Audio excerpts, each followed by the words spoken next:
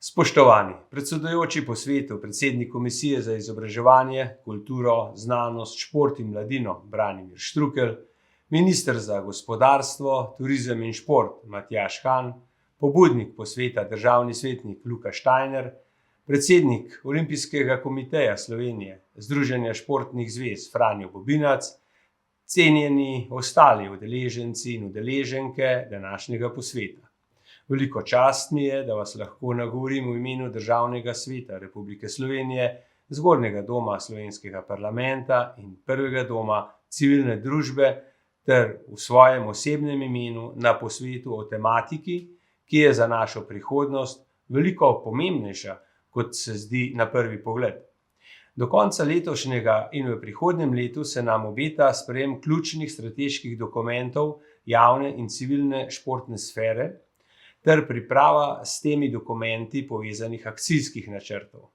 V viziji prehoda nacionalnega programa športa 2024 do 2033 so pripravljavci zapisali: ob koncu obdobja izvajanja nacionalnega programa športa bo šport utrjen kot eden od dejavnikov izboljšanja telesnega zdravja, duševnega blagostanja, družbenega razvoja in nacionalne identitete, saj pomembno povezovanje prebivalcev Republike Slovenije ter v sinergiji z drugimi področji prepoznavno in pomembno ustvarja pogoje za boljše življenje vseh.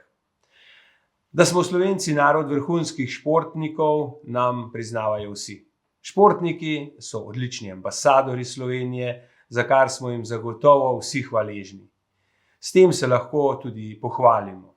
Zagotovo pa se ne moremo pohvaliti z dejstvom, da je gibalna sposobnost otrok in mladostnikov upadla za več kot 9%. Ni dvoma, da je k temu pripomoglo koronsko obdobje, a 2 leti kasneje je zagotovo že čas, da najdemo načine, kako izstopiti iz tega začaranega kroga. Svet, v katerem živimo, vse generacije sodobne družbe, od najmlajših do najstarejših, postavlja pred nas velike izzive. Soočeni smo s čedalje bolj intenzivnim tempom vsakdana, številnimi stresorji iz okolja, veliko odvisnostjo od elektronskih naprav, vedno večjo količino procesirane hrane, za povrh pa tudi s pomanjkanjem gibanja.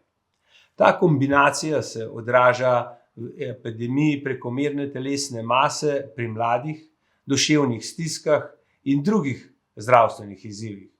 V povprečju naj bi imel v državah Evropske unije povečano telesno maso ali težave z debelostjo skoraj eden od 5-15-letnikov. Po podatkih Svetovne zdravstvene organizacije pa naj bi se s temi težavami v duševnem zdravju soočalo vsaj eden od 7 mladih v starosti od 10 do 19 let.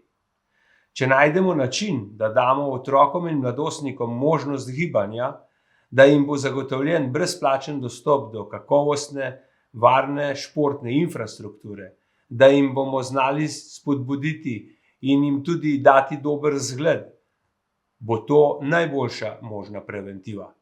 V tej dvorani smo že večkrat izpostavili, da je spodbujanje zdravega življenjskega sloga od vrtca naprej korak v pravo smer.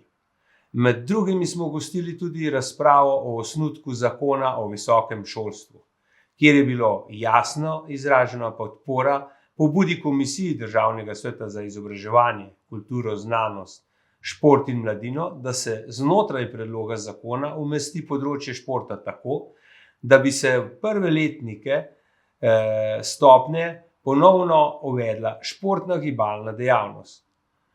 Pozivi so obrodili sadove in po daljšem postopku je bil sprejet kompromisni predlog zakona za uvedbo športne vzgoje na fakultetah, kar so podprli tudi rektorji vseh 3 največjih univerz. Upam, da bo predlog zakona v taki obliki potrjen tudi v Državnem zboru, v dvorani nad nami, v začetku prihodnjega leta.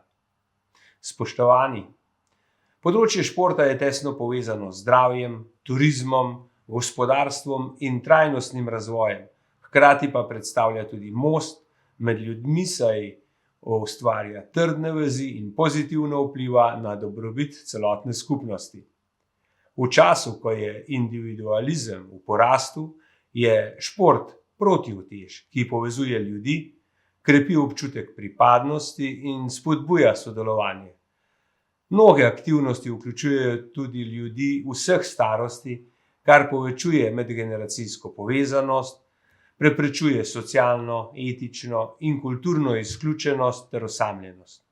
Zahvaljujem se vam za pozornost in vam želim uspešen posvet v duhu športne ekipe, ki vlaga napore za dosego skupnega cilja.